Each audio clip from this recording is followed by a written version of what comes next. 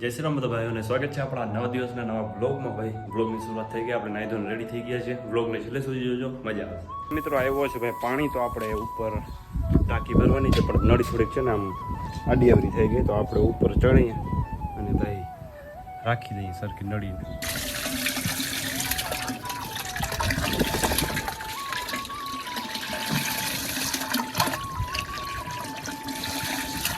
Finally ભાઈ અત્યારે પાણી વહી ગયો છે, નળી આપણે ઉપર રાખવા આવ્યા ને ભાઈ પાણી વહી ગયો. તો હવે આપણે વિડીયો અપલોડમાં રાખ્યો છે, પણ હજી સુધી થયો નથી અપલોડ. તો આજે થોડુંક નેટ સ્લો ચાલે છે. અત્યારે વાગે 3:30. ભાઈ આ વરસાદ જેવું થઈ ગયું છે, જેવું આમ તડકો ક્યાંય દેખાતો છે નહીં. તો મને એમ થયું ભાઈ અત્યારે બારે રખડાય, કારણ કે આવો મોસમ ક્યારેક ક્યારેક જ આવતું હોય. તો આપણે આવી ગયા ભાઈ બારે, અને આજે તડકો નથી, સાવ આમ સાંજ જેવું થઈ ગયું છે. જો કેવો છે મસ્ત વાતાવરણ. તો મને એવું લાગે છે ભાઈ વરસાદ ગમે ત્યારે આવી શકે છે.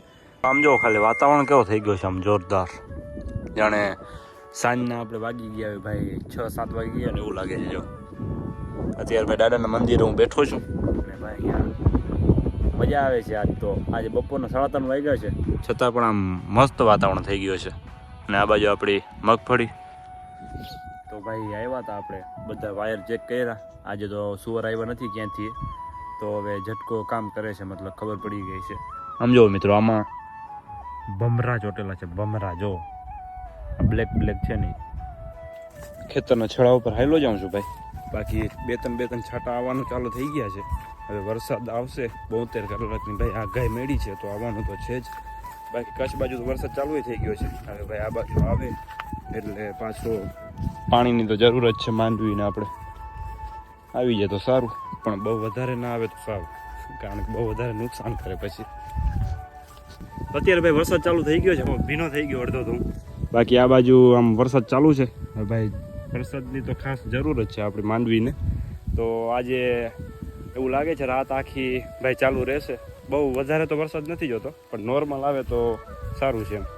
બાકી અત્યારે ભાઈ પાછા ઘરે પહોંચીએ, કારણ કે વરસાદ હવે ભાઈ ફૂલ આવી શકે એવી શક્યતા છે થોડી. તો ફટાફટ આપણે ભાગવું પડશે ઘરે. તો આ ટી-શર્ટ આખી ભીની થઈ ગઈ. ફૂલ વરસાદ ચાલુ થઈ ગયો હતો, પછી અચાનક હવે બંધ થઈ ગયો છે. તો હું ઘરે પહોંચ્યો ત્યારે તો ફૂલ ચાલુ થઈ ગયો હતો.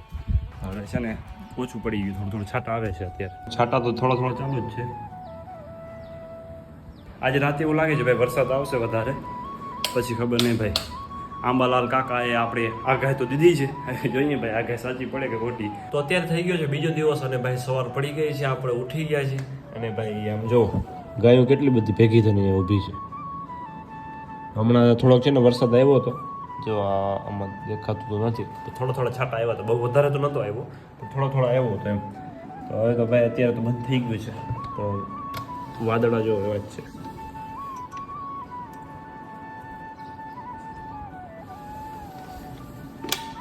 તો ચાલો હવે આપણે નીચે જઈએ અને નાસ્તો કરી લઈએ, ફ્રેશ થઈ જઈએ, પછી આગળના બ્લોગને કન્ટિન્યુ કરીએ. વરસાદ ચાલુ થઈ ગયો છે થોડો. સમજો થોડું જ આવે છે. કારણ કે ઓલી બાજુ છે ને ધોવાડી ચાલુ છે ભેંસ ને. ભાઈ મને મચ્છર બટકા ના ભરે એટલા માટે ધોવાડી ચાલુ છે ભેંસ પાસે. જો જોવે છે. બાકી થોડો વરસાદ અત્યારે ચાલુ છે, બહુ વધારે તો નથી. તો અત્યારે ભાઈ ભાણેજ આવ્યો છે ઘરે, અને એને જોઈએ છે રમકડા. તો રમકડા માટે આ રિસાઈ ગયો છે અત્યારે. એમ કહે છે ભાઈ અત્યારે લઈ દો રમકડા.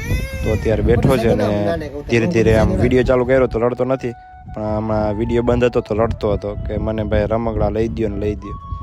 તો ભાઈ થોડી વાર પહેલાં તો વરસાદ ચાલુ થયો હતો, પણ અત્યારે જો તડકો આવી ગયો છે. અને અહીંયા ખુરશી રાખી છે ભાઈ ઉથમી કરીને સુકવવા માટે.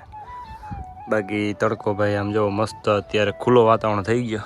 આ બાજુ થોડોક લાગે છે વરસાદ આવે એવું દરિયામાંથી, પણ હવે કાંઈ નક્કી નથી આવે કે ના આવે. એ કંઈ તો કહેવાય આપણે ઓલી ગેરંટી નથી કે વરસાદ આવશે ન આવશે.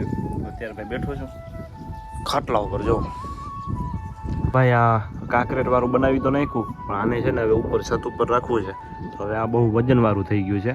તો હવે ભાઈ આને ઉપર કેવી રીતના પહોંચાડવું ને એ વિચારવું પડશે, કારણ કે ઉપર છત ઉપર રાખીએ ત્યારે આમાં સિગ્નલ આવે છે. બાકી અહીંયા તો હવે નીચે પડી જાય એટલે આવતા નથી સિગ્નલ. તો ભાઈ આને વજન બહુ વધારે થઈ ગયો છે. આ આખું ડબ્બુ કાંકરેટનો ભરેલો છે, ડબ્બો આખો. તો હવે આને કેવી રીતના ઉપર પહોંચાડવું ને એ થોડુંક આમ વિચારવું પડશે, અને 4-5 માણસ લઈને પછી ઉપર ચડાવવું પડશે. અહીંયા ઉપર છત ઉપર અત્યારે તો અહીંયા રાખી દીધી છે બહાર જ.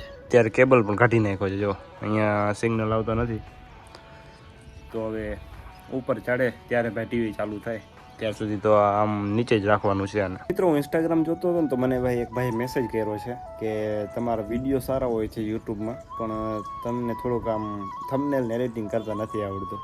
તો તમારે થંબનેલ એડિટિંગ કરાવવું હોય ને તો મને છે ને મેસેજ કરો અને મને ફોટાને મોકલો. અને પછી મને છેલ્લે કીધું કે એક થંબનેલના હું છે ને 100 રૂપિયા લઈશ. તો મેં કીધું ભાઈ હું 4-5 વર્ષથી આ જ કામ કરું છું અને મને જેવા થંબનેલ જોઈએ ને એવા હું બનાવી લઈશ જાતે.